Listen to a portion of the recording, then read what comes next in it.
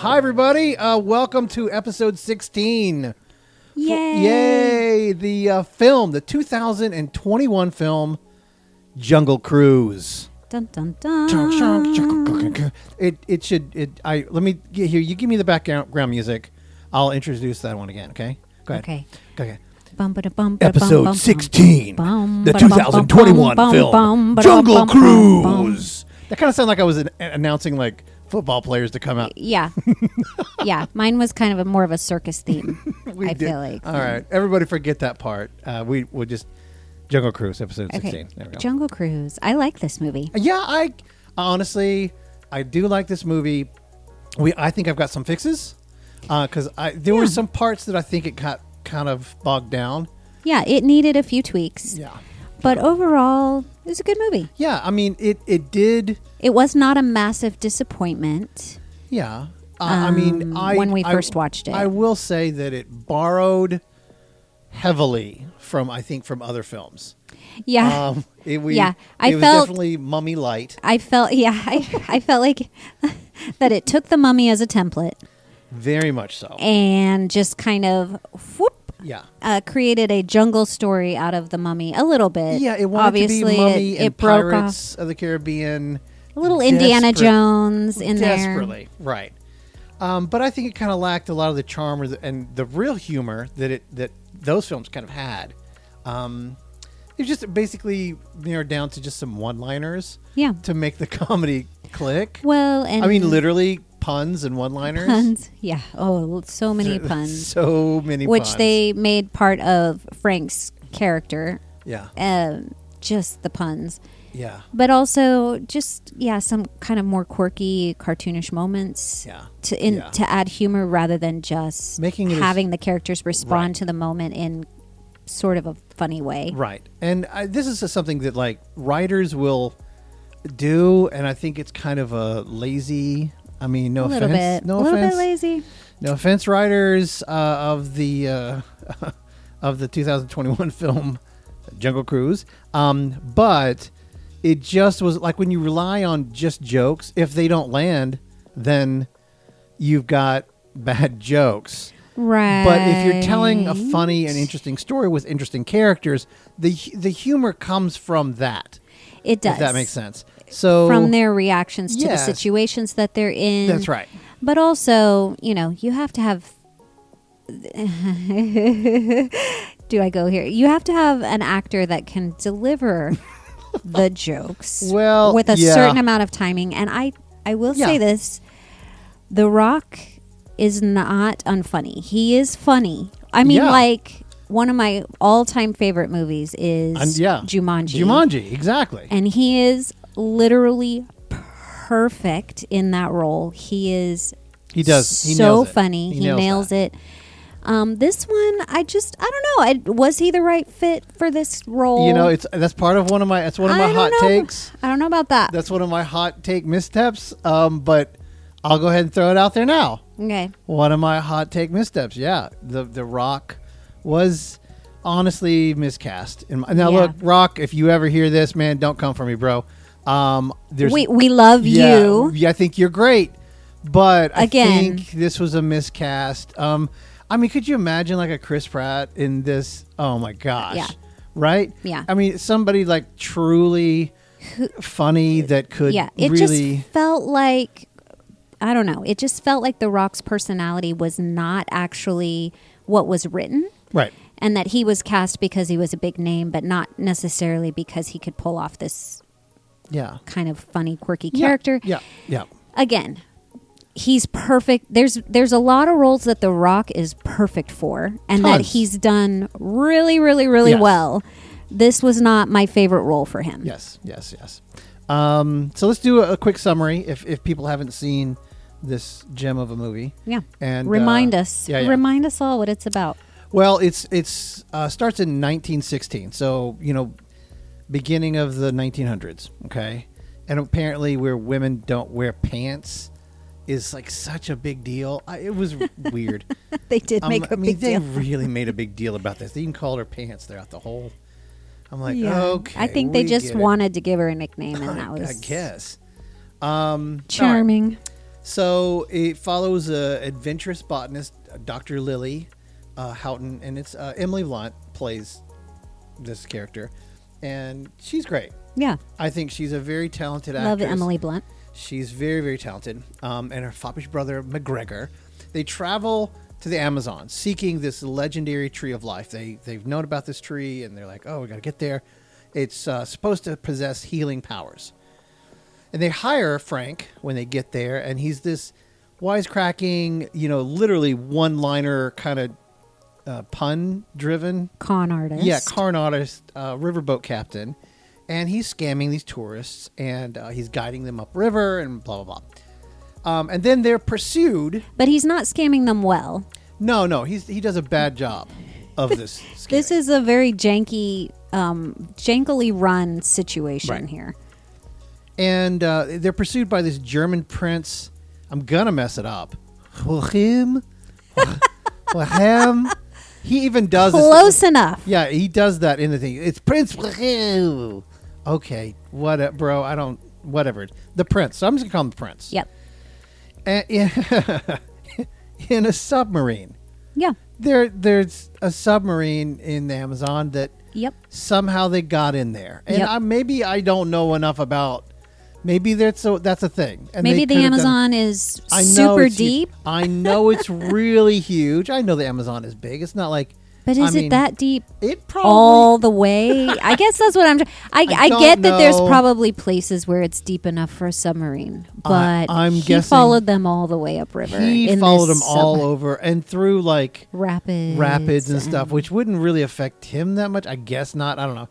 That was kind of anyway. Let's not break down in the summary too far. Okay.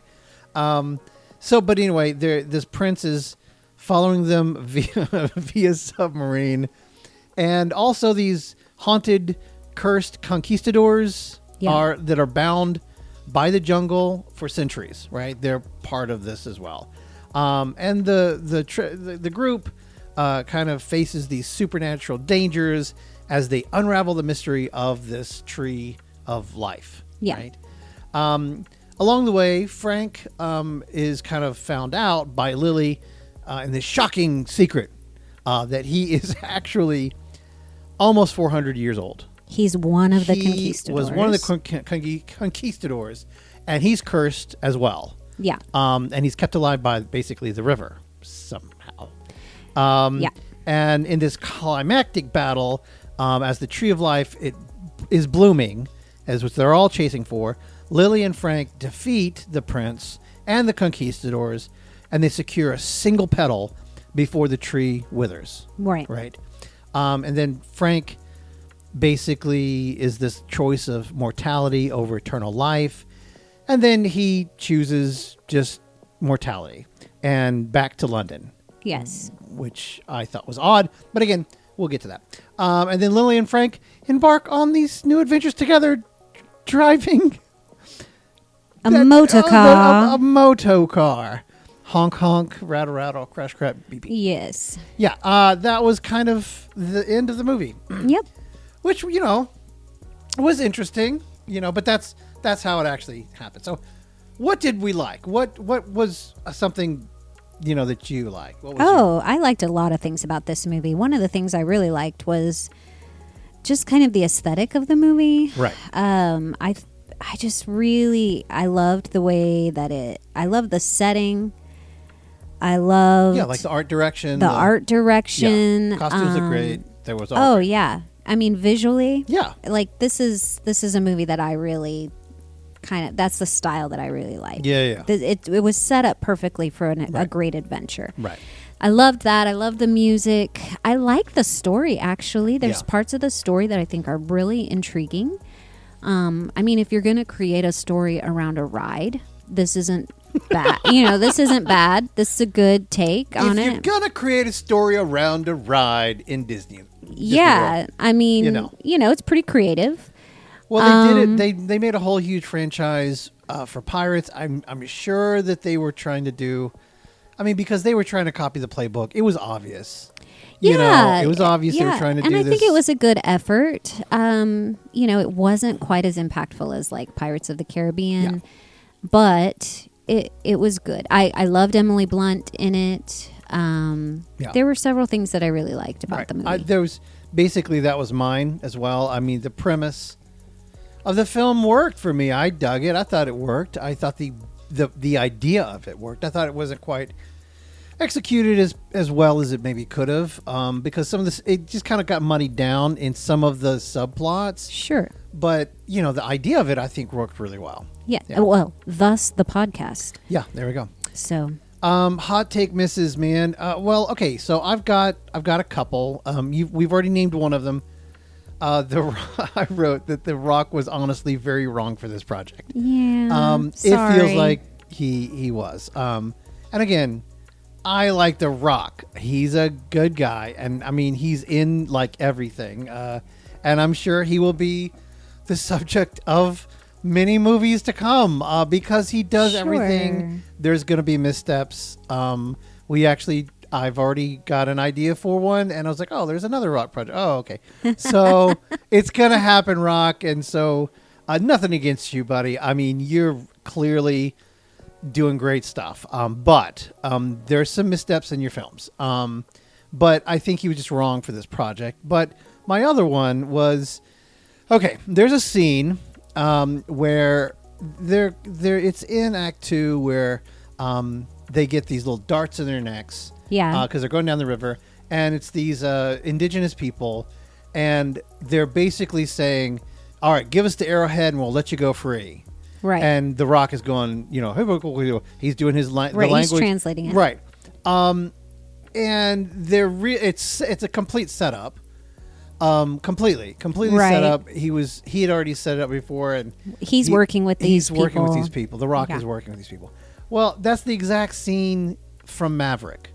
It's the exact scene. I remember I said earlier, it's borrowed very generously from many other very successful films. This one is a car, but you could just. All right, now Mel Gibson says, okay, so Rock says this. Okay, now. Yeah. Okay, and then the people's, okay, now and I'm like, okay, dude. They literally just copied that scene. I'm like, okay, you could have tried a bit harder and found something to do with this one. Yeah, that was not original. Not for original. Sure. So, yeah.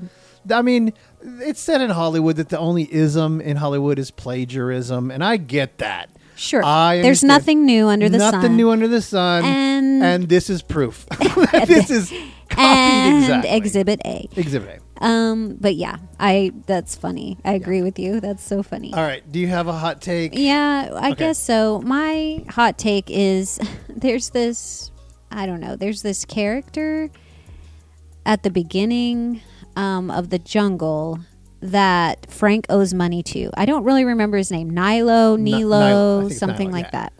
Yeah. Anyway, he's this wealthy guy, and he owns all the Amazon tour boats except for Frank's. Except Frank's. And which doesn't make sense, by the way.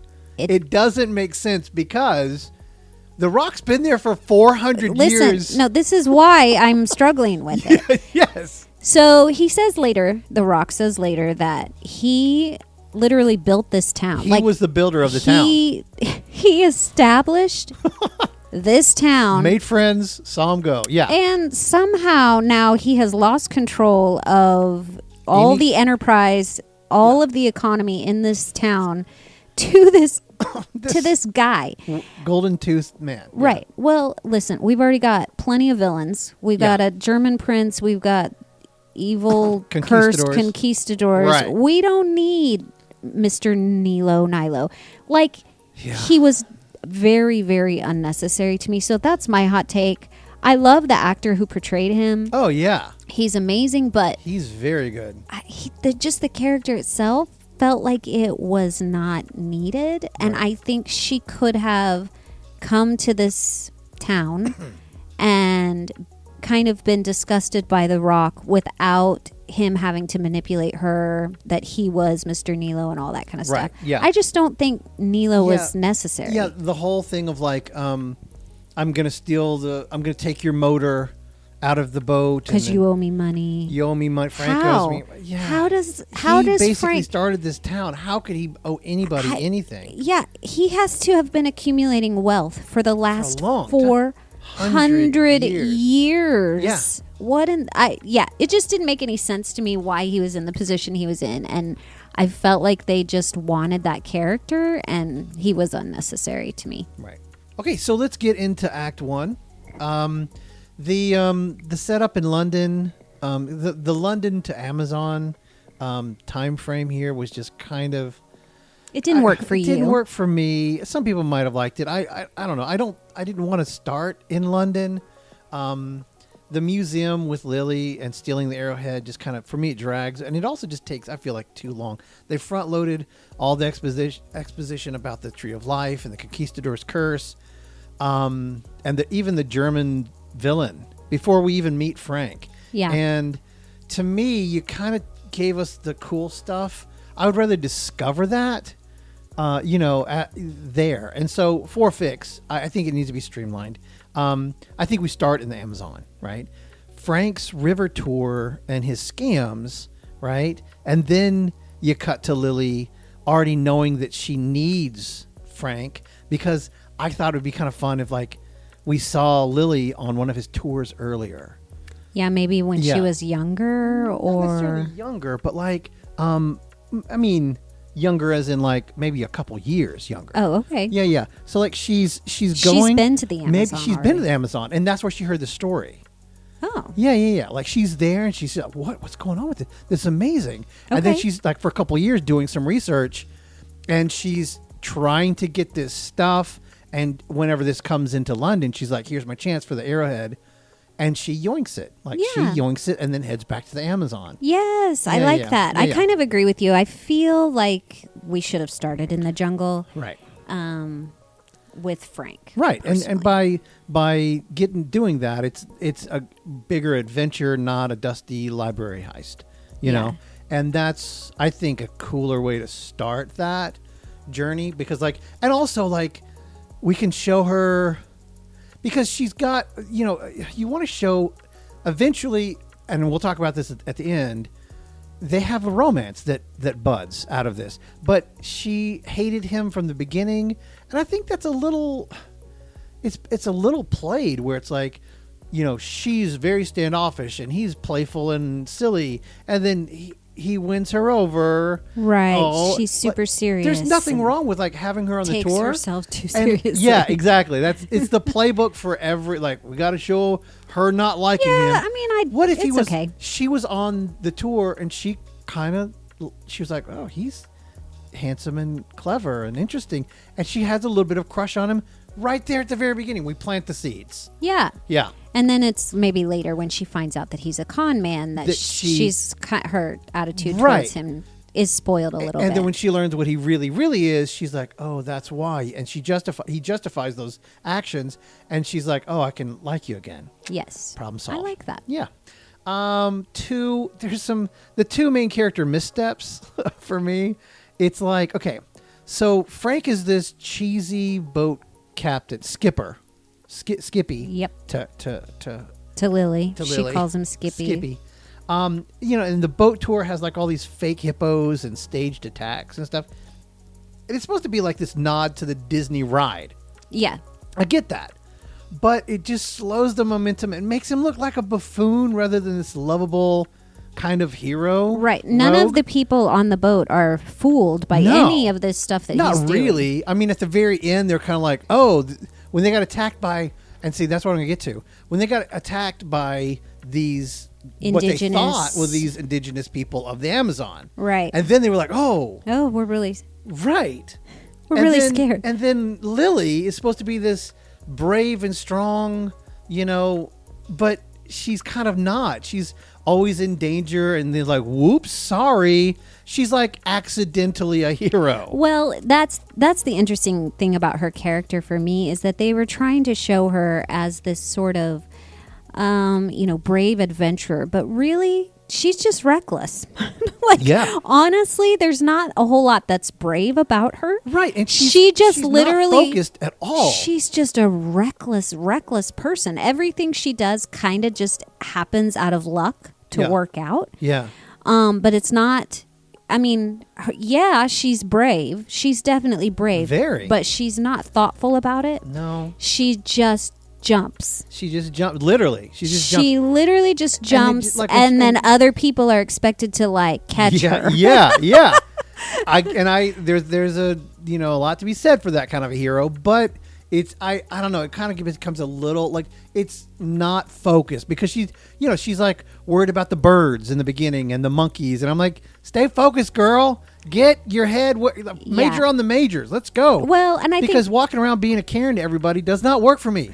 Stay focused. Well, and I think part of this, the reason they had to show her like being worried about the monkeys in cages and trying to set the birds free and all of that kind of stuff is because we don't ever really know why it's so important to her to get this. Right. These petals. The petal. And I've got that down as one of the issues. She says, oh, they're apparently close to World War I or in World War I. Yeah. And she's like, it can save so many lives. Soldiers' lives. Right, blah, blah, blah, blah, blah. Like she's just this major humanitarian. Right. But that's not personal enough, in my opinion. It doesn't really give her this reason why she would risk her life. Right. And to go to the edge of the Amazon and find this the petals. The petals. Right. So for a fix for this one, for these hero missteps here. Okay, so here's my thoughts. Make Frank's scams way clever, right? The boat and the ride with the people and the whole thing. Yeah. Don't make it campy and like, here's a hippo. Okay. Yeah, this broke down. Yeah, like carnival janky. ride. He's a straight up carny. Yeah. 100%. It's not Six Flags or Disney at all. No. Nobody's impressed with what he's doing. It's absolutely not. It's janky and stupid looking. Okay, knowing that he's been there for 400 years, he should have this down. It should look really sharp, actually. Yeah. It should be more specifically, it should be like really almost like an amazing adventure. Like the people should be like blown away by it. Yeah. Like they're like, whoa, he's honed this. Yes. He's perfected it. Yes. It's amazing. Like he's winning everybody over. He's raking in the money. Right. And he knows the Amazon inside and out. He's got every little bit of this tuned in and all of the props and all the stuff. He's had so much time. Right. To make it perfect. He could close his eyes and spin the wheel and know exactly. And that should have been one of those clues at the very beginning. He doesn't have to see it. I mean, he kind of like, we're going to... But it looks all accidental instead of like, I'm the hero and I'm sharp. And he should have been defending. Somebody should have jumped on the boat and he should have fought him off. Show him as like this hero. And then later when it's found out all to be a scam, it's like... She's heartbroken. Lily's heartbroken that you've been scamming? She was convinced he was a hero. Yeah, she was. Everybody's convinced. We should be convinced he's a hero. Yeah, exactly. Absolutely. We as the audience watching the movie should be convinced that he's a hero, and then we find out when Lily finds out that it's all just a big ruse. Scam. Yeah, we're devastated just the same as she is. That's right. See, and then that way when Lily meets him, it's kind of she thinks that he's like really funny and charming, competent, more of Indiana Jones than Jungle Jim, right? Mm-hmm. Just like, wow, this guy, he's really cool. Just don't make him camp. Basically, that's the idea. Don't make him camp. Make us believe that he's doing all these amazing tours, and then, fake comes out. It's right. It comes out it's fake, but then later we see that he actually is who we originally thought he was. Right, which gives his arc way more interest too, because when you have him be this real hero, then take it away, you're like, oh, he's a nobody, but you're like, no, he actually really is a hero. He actually was a huge hero, and he was fighting real danger. Right. Right.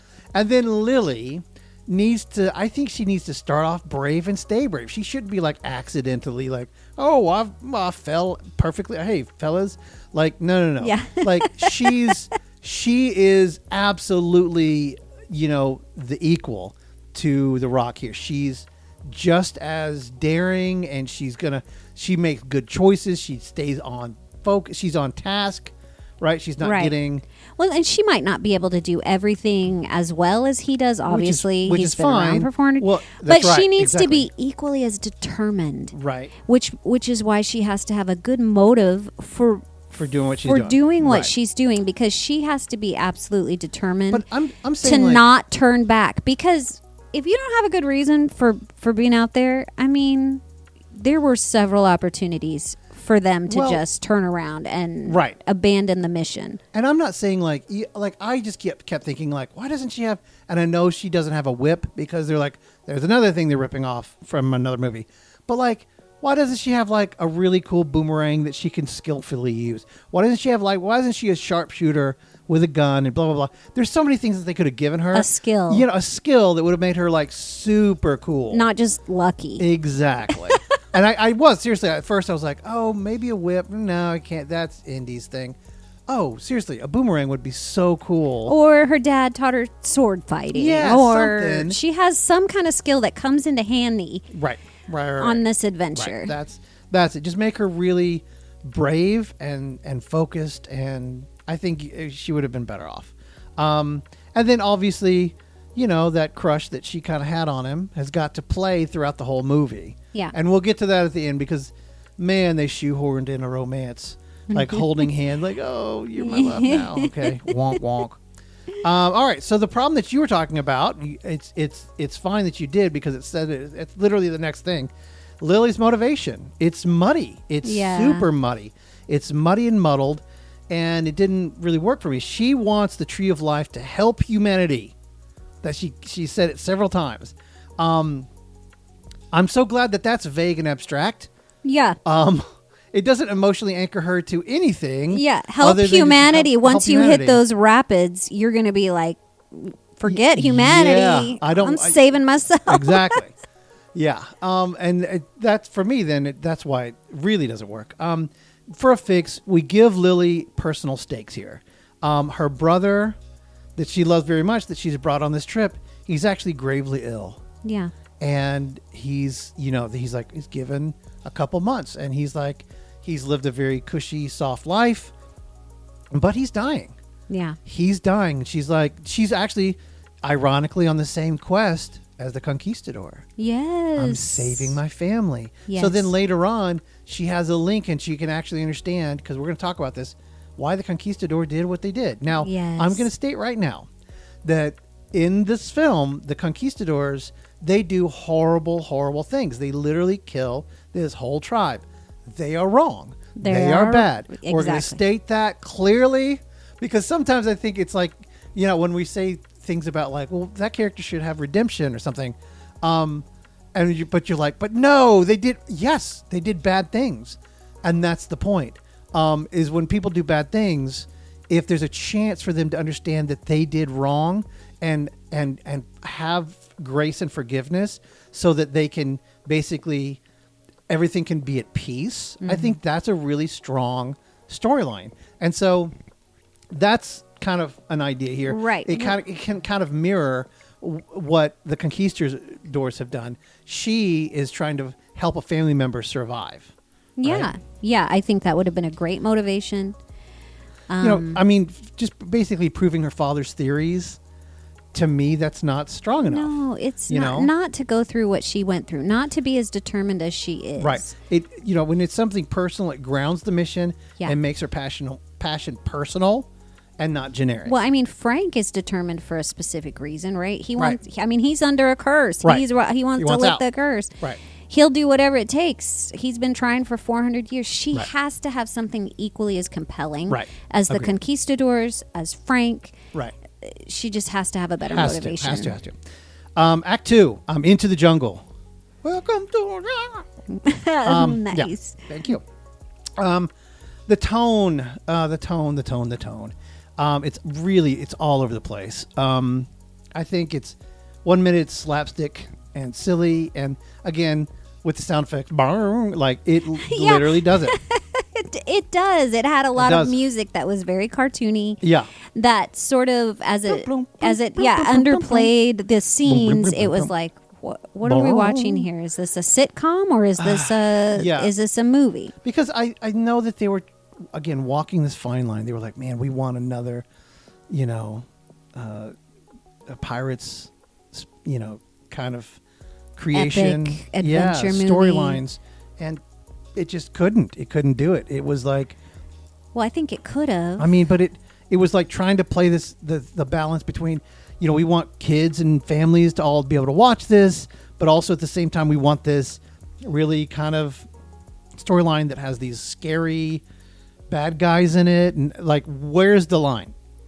Right. Well, Pirates of the Caribbean has some pretty kind of creepy characters in it, and so that's the issue. And I think for me, what it was the comedic. I don't know. Yeah. It wasn't a timing issue with the comedy. Again, it was that they tried to do it with jokes rather than with storylines, reactions, right. Their personalities kind of just naturally coming out. It just basically never settles between this kind of scary thing and this kind of kids thing, and I think they had to find their tone and stick with it and just go, people are going to like it for what we choose. Just basically, so a fix, choose a lane, guys. I feel swashbuckling dark fantasy is the way to go. I think mystery and like, what is happening in this thing? Because I'm going to be pulled into that and I want to know. I mean, it's an adventure. And I think you jump into the swashbuckling dark fantasy adventure of this story. Keep the humor, but ground it in the danger of what they are doing. It is Pirates of the Caribbean, but like the Jungle Cruise version of that. Like the creepy supernatural villains, yes, but adventure-driven tone. Let the jokes just kind of happen from the characters' dynamics, not gags and one-liners. Right. You had mentioned Maverick earlier, yes. that scene that was taken from Maverick. Yeah. Maverick was a campy movie. Right. But that was the tone throughout.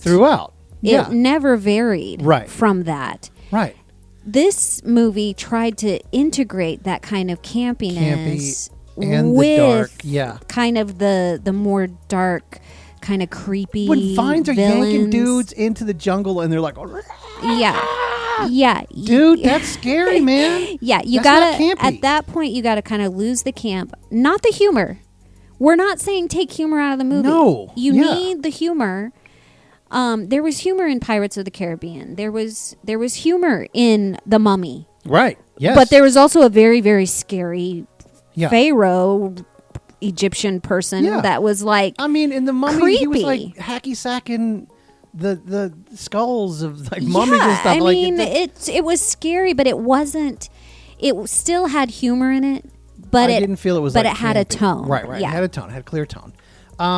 Next clear problem. Tone. Sorry. No, wrong thing. Sorry. It's okay. Next problem. The German villain is, to me, he felt very cartoonish. He did. The prince. Now, Jesse Plemons, like that actor, I really respect him. He's a great actor. Really, really respect him. I've seen many roles that he's played, and this dude really is a chameleon. He really can jump and play awesome characters, and a lot of them are kind of scary bad guys. Right. And I get it, but like I felt he was very cartoonish and campy with the U-boat in the Amazon. It just felt absurdly out of place, like absurdly strange. And that wasn't necessarily his fault. No, that's not his fault. That's the way it was written, but like it just he never felt like a real threat, like ever really a full threat. So for a fix, you got to make him scarier. He can't be the cartoon Nazi prince. I don't even know if he was Nazi, but he was German. He was a German prince, and he talked about the war. The war, yeah. So we assumed he was German. I think you make him this brilliant scientist. Yeah. Okay? Not a Nazi prince. I think you make him a brilliant scientist that has the backing of people, and he's obsessed with immortality, right? And he's willing to sacrifice everybody and everything and anything at all for the power that it's going to bring. For the power that it's going to bring him. So like he's he knows. Like, I think it would be cool if like he even had experienced it.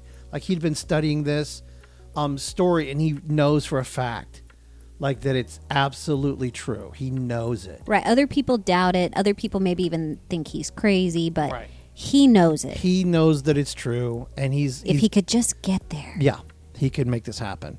But he's obviously, and I think they did it right by saying the motives of the prince, I think, were fine, because he's like, I'm not just going to win this war.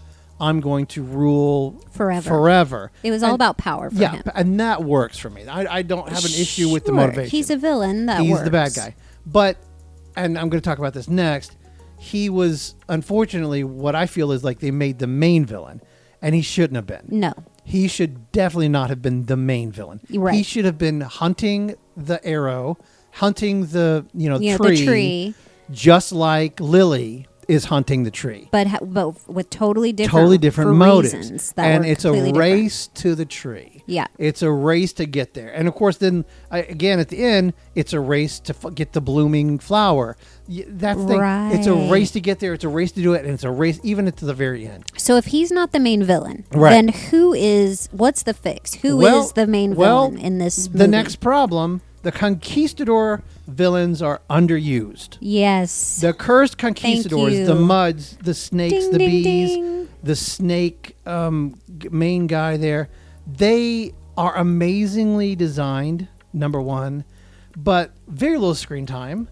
Yeah. And their curses and backstories are a little confusing of like, they said the forest, the jungle took them over, and I was like, oh, okay, you kind of made it just by, I don't know, you said it, and he's like, you just want us to buy that. And I'm like, oh, that's, and also they kind of are beholden to the prince, because he was like, they gave him a little bit of water, and they were able to get out of their locked, jungle entanglements and live, and they're somehow now like they're basically working for the prince, right? And I think that was a misstep, honestly. I really absolutely do. For a fix, you got to make the conquistadors the primary villains, absolutely primary villain. Each one of them should be very distinct, and like how they become, wrapped up in the jungle should have been more like what they were kind of doing, or how they died.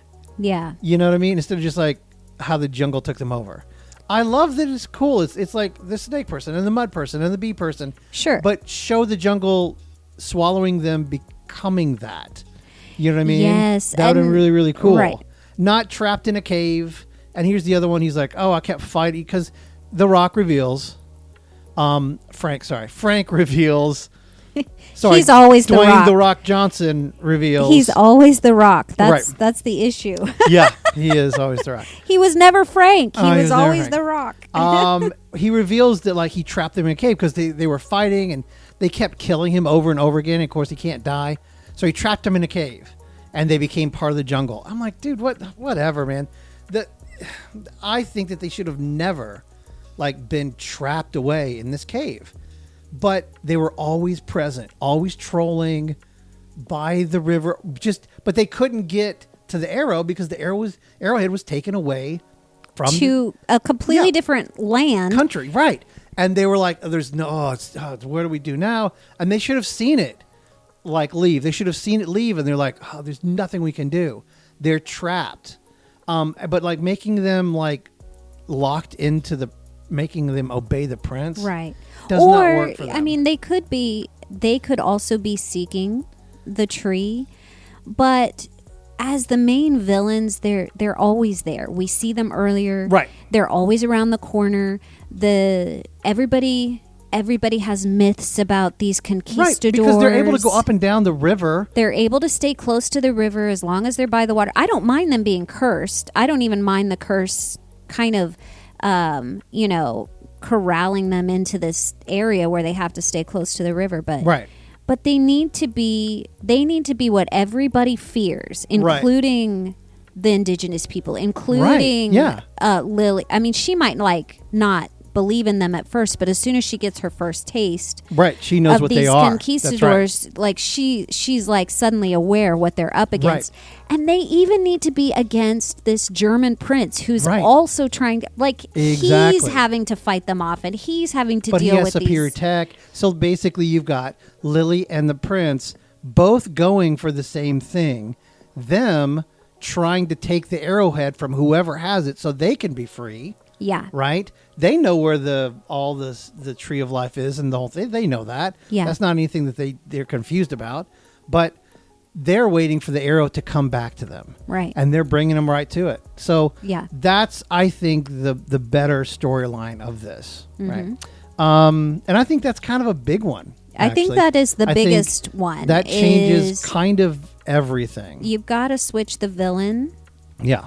I mean, you can obviously have the prince as the villain. Right.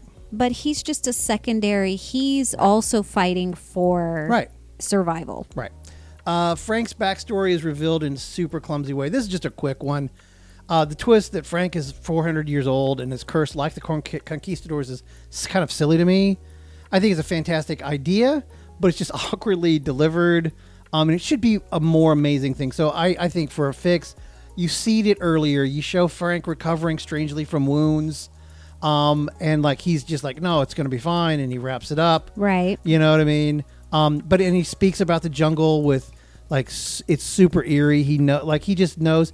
But again, you harken back to the original moments whenever he's like going through his little tours, that he knows it so perfectly because he's been there for 400 years. Yeah. And then because it shouldn't just be like the surprise of like, surprise, I'm immortal. Okay, pull the sword out of me.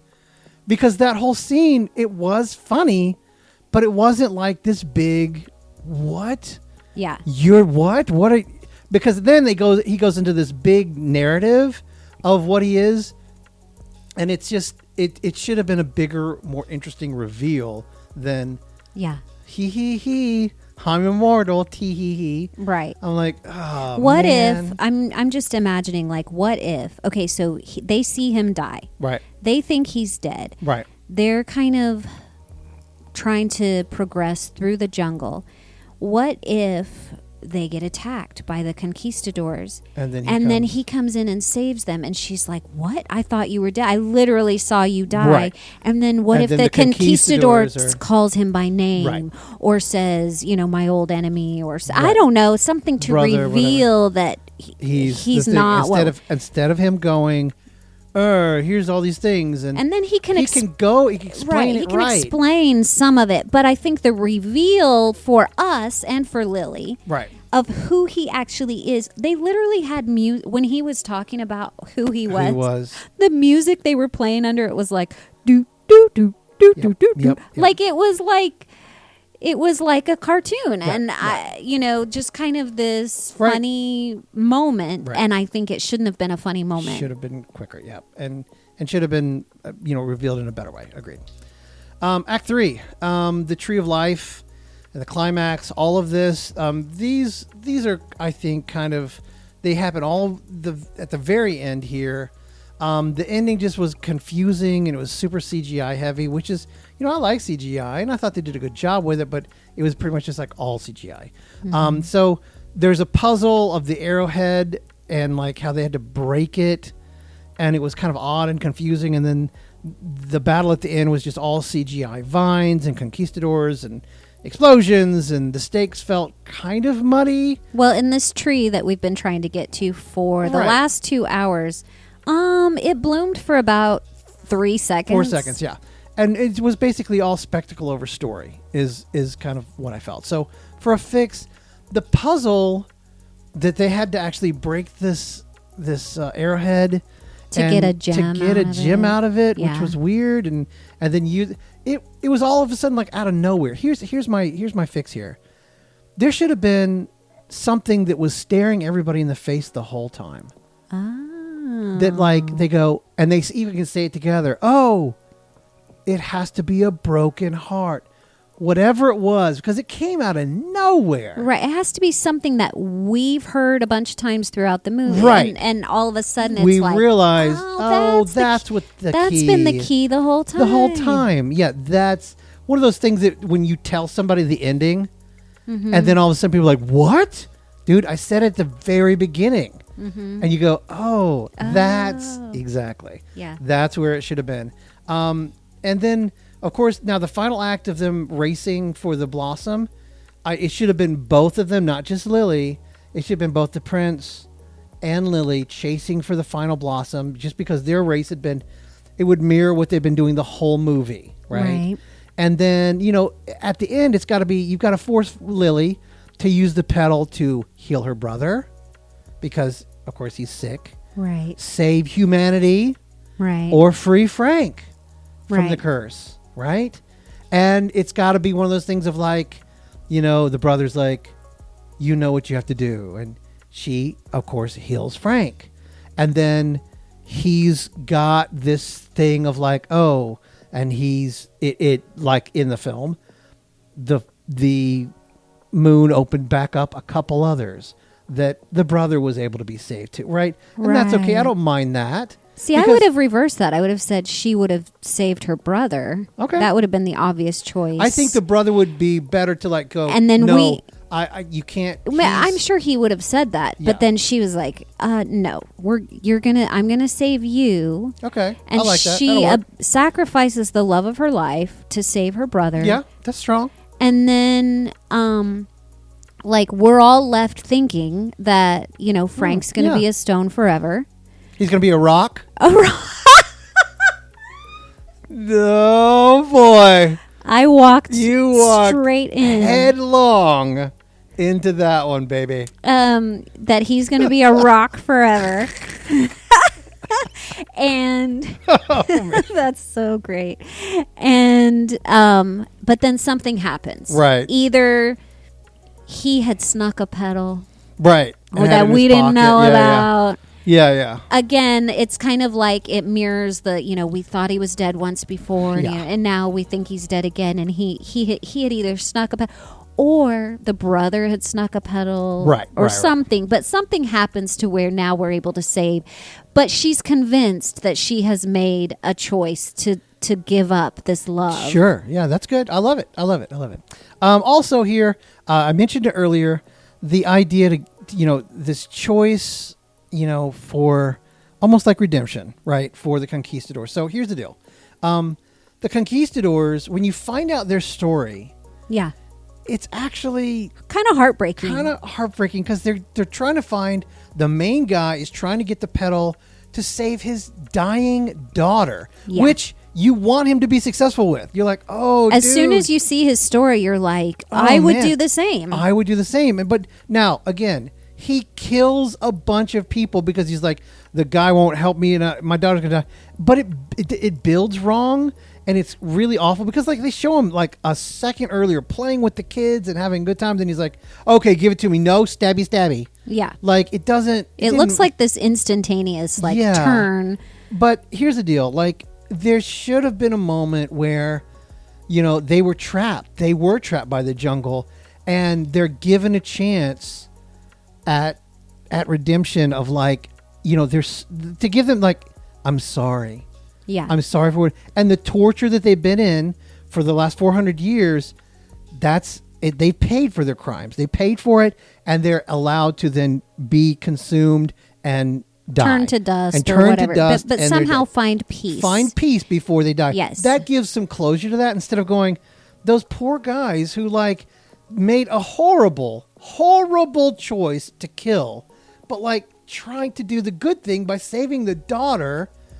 That sucks that they never got a closure or any kind of redemption. We're not trying to justify what they did. No. Not saying that what they did was right, but they did the worst. It's terrible. It was terrible. And they were desperate. It was a move of desperation, not a move of an evil intent. Because he was not evil intended. He was desperate. Yeah. Should they have been punished? Yes. Yes. For 400 years they were. And should they be defeated in the end? Yes. Yes, they should be defeated in the end. Right. But I would have liked to have seen a moment where they apologize somehow with the tree. They come back to their humanity. Yeah, they come back to their original state, who they were before. Right. When he remembers the daughter and he remembers why he did it in the first place, and he has a chance to say, I'm sorry, and he apologizes for what he's done before he's like, he's turned to blown dust. away. That's right.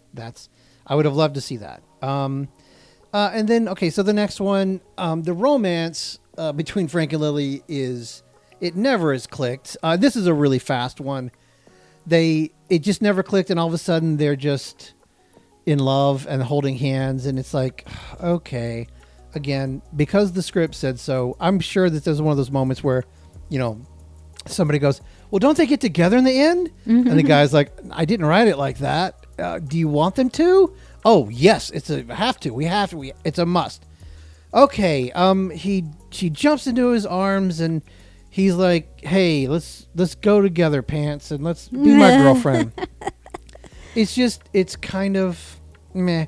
So for a fix, you've got to have them, like I said earlier on, she kind of is like interested in him and like, oh, it's interesting. And but not this forced thing. Their bond should be through the adventure, saving each other, growing with respect, and then sacrifice, right? Yeah. From this kind of partnership into this romantic relationship. And it should be hinted throughout the whole moment and throughout the whole film, instead of just like, there it is. Right. I think they tried to a little bit, but there just wasn't any chemistry. No chemistry. Sorry, Rock. The last one here I've got is the epilogue is way too neat and with a little bow there. The movie ends with basically joking in London, and everybody's happy, and they're driving away in a motor car. Back to the music of... Boom, right. Boom, boom, boom, yeah, and boom, it undercuts the kind of mystery, adventure, mythic tone of this whole film. Yeah. So for a fix, end in the jungle, guys. Well, what? Yeah. Why did Why did they go back to London? No idea. Anyway, if the brother goes back, that makes sense. But Frank he's choosing to stay mortal, but free of the river, and he's living that whole adventure now with Lily, who's continuing her adventures and protecting the secrets of the tree. Yeah. Now they're protecting it. Right. They've got a mission. I mean, to protect I get it. like visiting London because he's been trapped by this river for 400 years. He might want to get out a little bit. Sure, but but settling into a life in London, it just didn't feel right. Yeah, to me. I mean, because she was like, "Why would you want to go anywhere? You got all this." I mean, she even says it. Yeah. Right. So it felt more like a sitcom closure. Yeah, it did. Than an epic movie closure. So. Yeah. Final thoughts. Jungle Cruise could have been the next Pirates. It really could have. Yeah. It had the myth and the history and, some humor.